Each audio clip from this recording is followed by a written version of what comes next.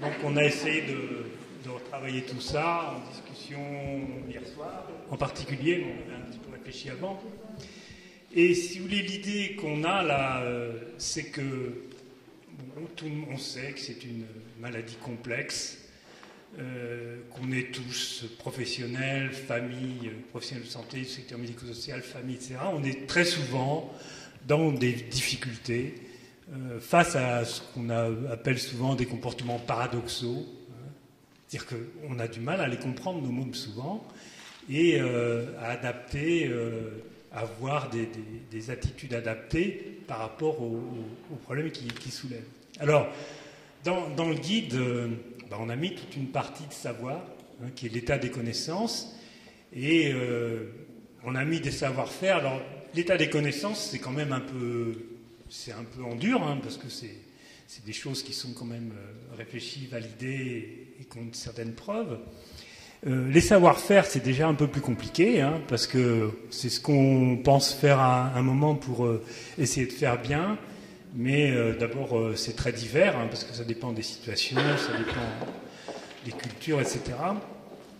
Et puis, on se rend compte que finalement, il y a quand même des domaines dans lesquels les savoirs nous servent un peu, mais pas suffisamment par rapport aux défis auxquels on a à faire face. Bon, si on parle de tout ce qui est troubles du comportement, lésions de grattage, pour prendre un autre exemple, il y a quand même un certain nombre de choses sur lesquelles on est un peu diminué. Alors si on prend par exemple tout l'aspect alimentaire, comportement alimentaire, on sait quand même beaucoup de choses. Et ça ne veut pas dire qu'on arrive à résoudre le problème, mais on sait à peu près ce qu'il faut faire.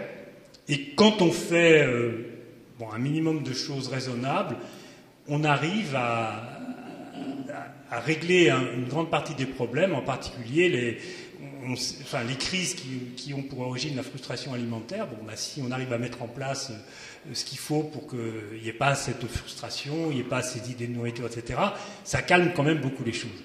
Et puis, il y a beaucoup d'autres comportements qu'on n'arrive pas à expliquer,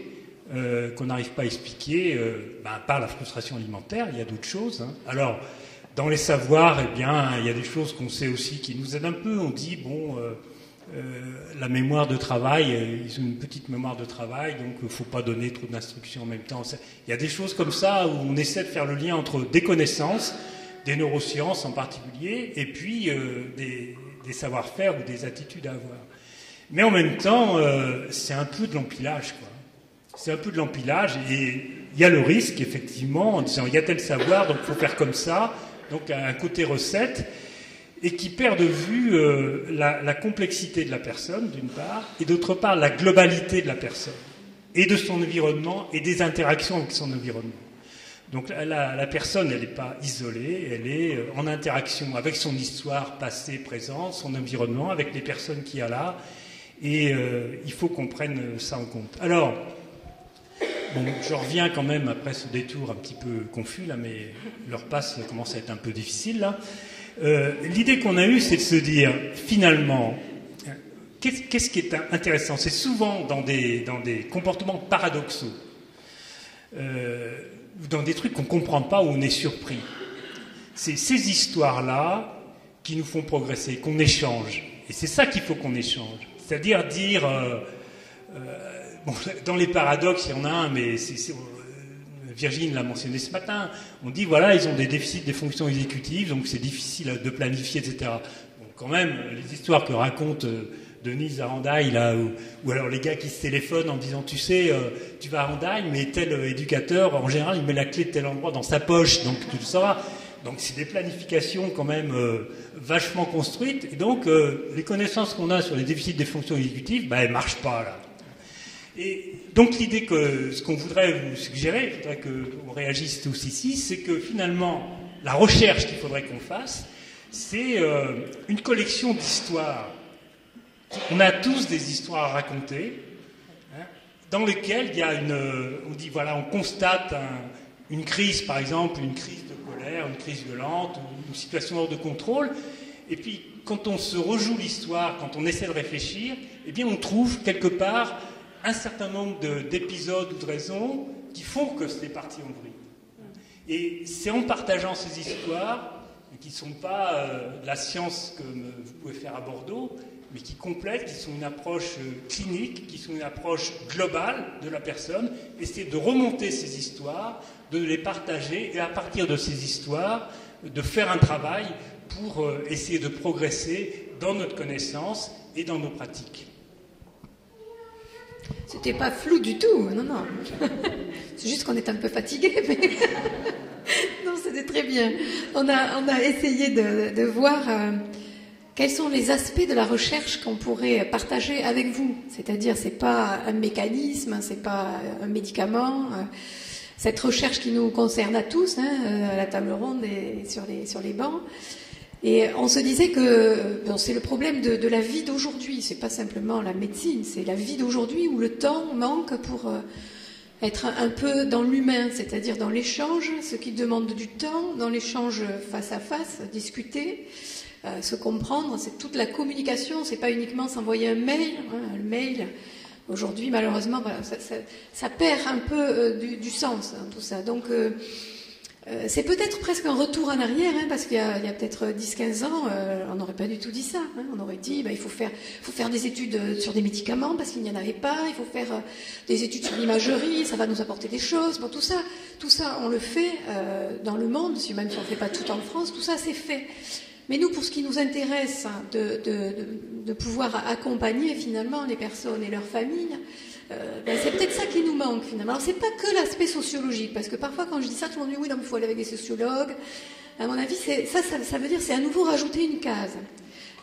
Pourquoi pas? Elle manque certainement, donc il faut peut-être la rajouter. Mais ça répond pas à la problématique. La problématique, c'est de dire comment on peut écouter les personnes, comment l'histoire qu'on va entendre va nous aider à comprendre, et comment cette compréhension va finalement déboucher peut-être sur une amélioration du soin.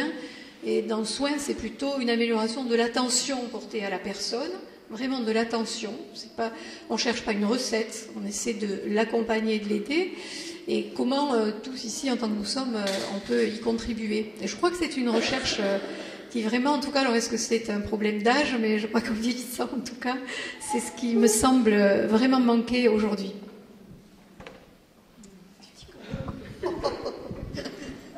pouvez intervenir, le temps qu'on se ressource, pour dire c'est stupide.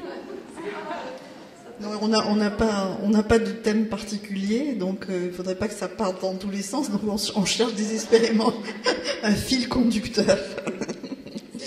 Non, le fil conducteur, donc moi je le tirais peut-être de l'atelier adulte qui était précédent, qui a été de dire, en fait, bon, déjà on a besoin d'une grande confiance et d'un grand partage professionnel et famille, puisqu'on peut rien faire les uns sans les autres. Donc essayons de ne pas avoir de sujets tabous. Or il y a beaucoup de sujets tabous, et en particulier chez l'adulte.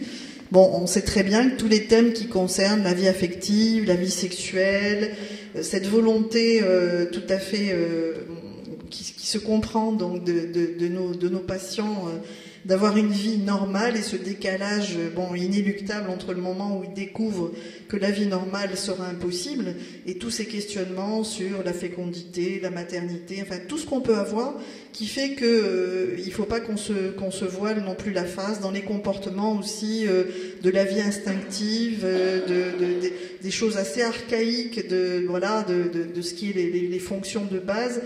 Comment on peut, en toute confiance, établir un dialogue? Je pense que s'il y a cette espèce de partage entre professionnels, famille, et quand je dis professionnel, je veux dire l'institution soignante, mais aussi médico-sociale.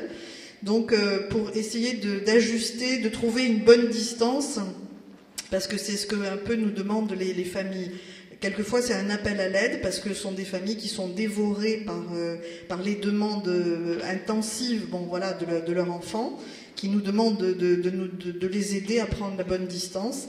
Quelquefois, ce sont les institutions médico-sociales qui, elles, on l'a souligné tout à l'heure, ont peut-être une philosophie qui est un peu à côté de celle qui est nécessaire pour la prise en charge de ces patients, puisque leur idéal à elles, en tant qu'établissement médico-social, c'est l'autonomie de la personne, ce qui veut dire la liberté d'aller et de venir, c'est ce qui veut dire l'accès à l'argent de poche, ce qui veut dire finalement une absence de règles trop contraignantes, hein, qui briment un petit peu la liberté de la personne.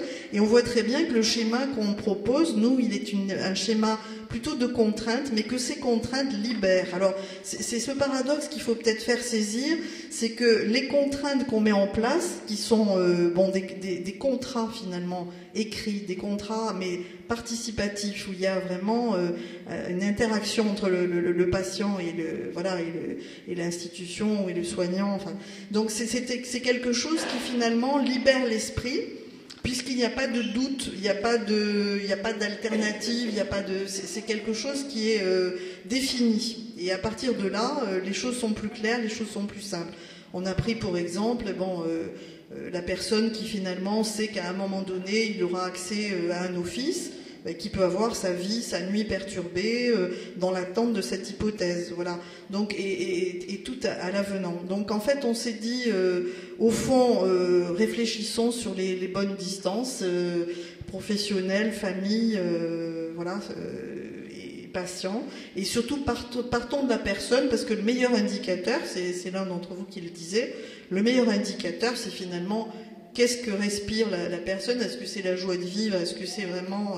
elle nous exprime un certain bonheur, ou est-ce que... parce qu'on se demandait, est-ce qu'il faut être trop contraignant, être trop libertaire? Finalement, on va avoir le curseur, c'est l'indicateur, c'est finalement le plaisir que la personne nous manifeste à vivre, et le plaisir qu'elle a à vivre dans notre institution. Donc, voilà, c'est un petit résumé très flou de ce que j'avais à dire. Bon, alors, ça va être difficile de parler après Maïté et après Denise. Donc moi, j'ai plutôt me placer du côté des familles, hein, puisque moi, Adrien a donc 22 ans et le parcours n'a pas toujours été facile. Mais ce que je voudrais quand même dire, c'est que... alors, merci pour toutes les recherches que vous faites, mais c'est vrai que pour l'instant, moi, je suis plutôt en train de dévorer... maintenant, là, qu'est-ce qu'on fait avec les familles? Qu'est-ce qu'on fait avec ces jeunes qui, de temps en temps, ne sont pas toujours très bien? Et comment accompagner et les familles, et les jeunes, et les établissements ou écoles qui les reçoivent. Moi, je trouve qu'il y a eu beaucoup de progrès qui ont été faits depuis quelques années. Alors, grâce, entre autres, à François et Marie-Odile, qui sillonnent la France dans tous les sens pour aller sensibiliser, qui nous forment, nous, pour pouvoir prendre aussi le relais dans nos régions. Moi, ce que j'ai quand même constaté, c'est que... on a dit beaucoup de choses sur les écoles, sur les établissements. C'est pas toujours facile, mais je pense qu'ils sont pleins de bonne volonté et que très souvent les erreurs sont faites par manque de connaissances. Donc je pense que la connaissance, effectivement, nous par nos interventions, on peut les donner, mais je crois qu'il est très important que les familles n'hésitent pas pas à s'immiscer dans les établissements et tout, mais à avoir un contact permanent avec la crèche, avec l'école, avec l'établissement, parce qu'à ce moment-là, il y a d'abord ce rapport de compréhension, de confiance qui s'établit, et finalement, on est tous dans la même galère, et finalement, on arrive à trouver des solutions. Un petit exemple, nous on a eu une année, l'an dernier, particulièrement difficile parce qu'Adrien était en IME à 22 ans, qui refusait la situation. Donc jusqu'en décembre c'était très dur, et en décembre il a dit à quelqu'un à l'IME, puisqu'ils ne comprennent pas, à partir de janvier ils vont comprendre. Donc à partir de janvier, c'était infernal. C'est simple, il nous a tout fait, refusé d'aller à l'établissement, il arrivait à l'établissement, il s'enfermait dans les toilettes pendant toute la journée et tout. Donc nous on s'est dit c'est foutu quoi, et on va nous le ramener, on va nous le redonner. Et un jour la chef de service me téléphone en me disant écoutez c'est très difficile, est-ce que je peux vous ramener Adrien? Mais c'est moi qui vous le ramène. Et on a pris un café ensemble et là elle m'a dit on vous laissera pas tomber, mais pour qu'on ne vous laisse pas tomber il faut que vous nous aidiez vous aussi. Donc ça a été un espèce d'échange, on a fait des coupures, il est revenu dans l'établissement, ils ont instauré des trucs, alors là moi c'est super, c'est-à-dire que le jeudi, il allait faire le sport le jeudi matin, et puis après il le laissait rentrer en bus. Alors j'ai dit mais vous pouvez, on est au sein d'un IME, ils m'ont dit théoriquement non, mais il est adulte. Donc à partir du moment où vous acceptez, ou lui il accepte, pourquoi il ne pourrait pas rentrer en bus tout seul? Et j'ai trouvé que vraiment... Mais c'est vrai qu'il faut absolument que nous, familles, on ait confiance, qu'on n'hésite pas à aller leur parler, et que ça ne peut continuer d'avancer que comme ça. Et dans ces cas-là, nos enfants, je trouve qu'ils retrouvent le sourire, quoi, et la joie de vivre. Et ce que vous disiez, Denis, c'est très important. Je crois que moi, pendant très longtemps, j'ai fait comme beaucoup, la scolarité, il fallait qu'ils y arrivent et tout, jusqu'au jour où je me suis dit, mais est-ce que c'est le plus important? Quand je le voyais ne rien comprendre aux maths et que j'essayais de lui expliquer une addition, où de toute manière, ça ne lui disait rien du tout, un jour, je me suis dit, mais plutôt... Bon, on va passer par autre chose. Si ça passe par le travail, si sa vie passe par le travail, parce qu'il a envie de travailler, on l'aidera dans ce sens-là. Si sa vie passe par autre chose, de l'accompagnement, de l'occupationnel, voilà, ça passe par autre chose.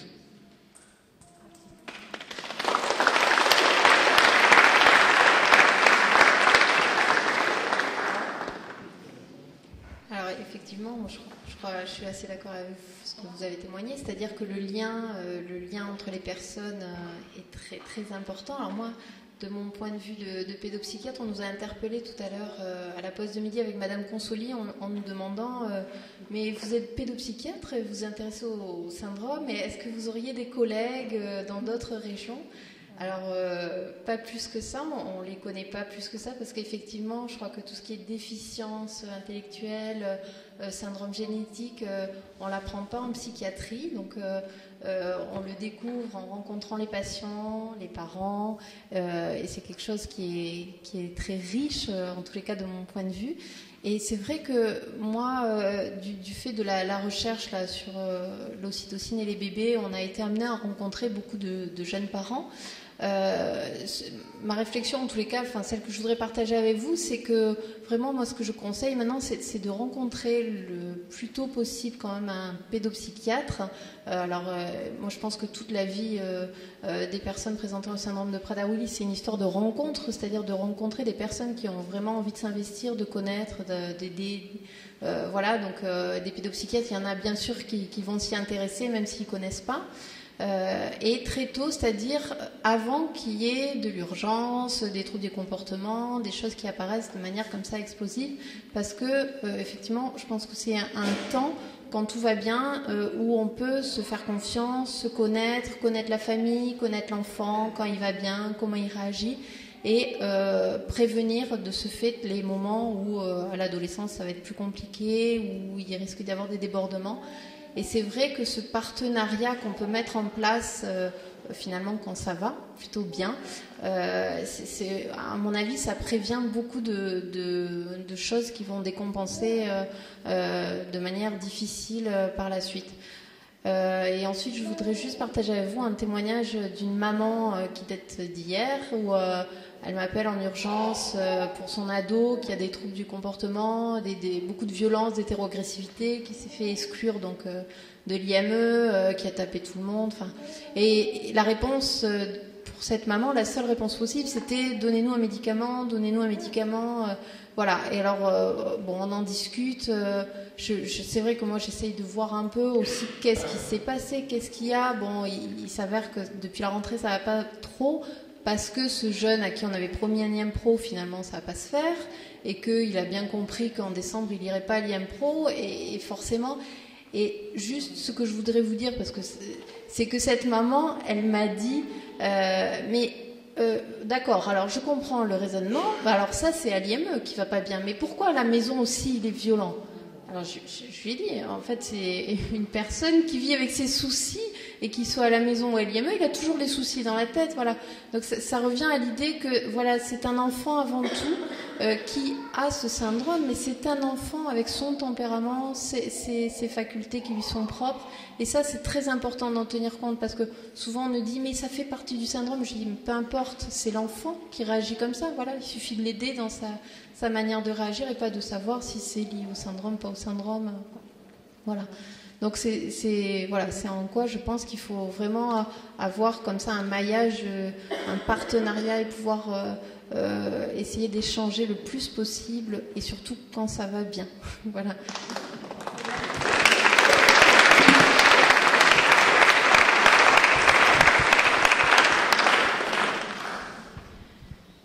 je tenais tout d'abord à remercier tout le monde, tous les participants, tous les intervenants pour cette journée, parce que il y a une chose est sûre, c'est que nous avons besoin d'être formés, nous avons besoin de la recherche pour avoir une meilleure connaissance de ce syndrome. Nous avons besoin aussi des témoignages des familles.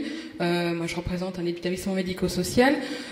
Souvent, on nous positionne comme sachants, avec plein de spécialistes, plein de techniciens, mais il faut quand même savoir que parfois les familles sont bien mieux sont beaucoup plus au courant que les professionnels par rapport à un certain nombre de choses, notamment par rapport à la connaissance de leur enfant. Et cette journée permet d'engranger plein de choses. En tout cas, moi, ça a fait écho à beaucoup de choses aujourd'hui, à ce que je vis dans l'établissement.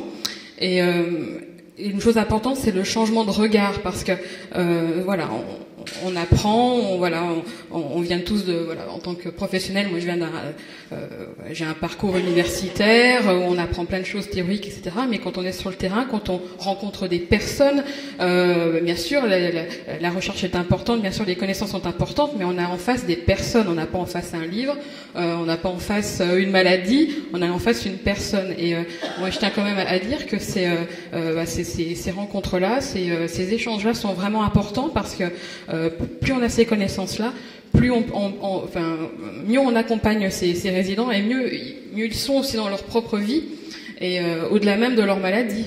On a tous aussi des hauts et des bas, et je trouve qu'on est très très exigeant avec les personnes porteuses d'un handicap, parce qu'on attend d'eux qu'ils soient toujours heureux, souriants, avec le sourire, et que tout se passe bien, et en gros, que nous, ça nous dérange pas trop.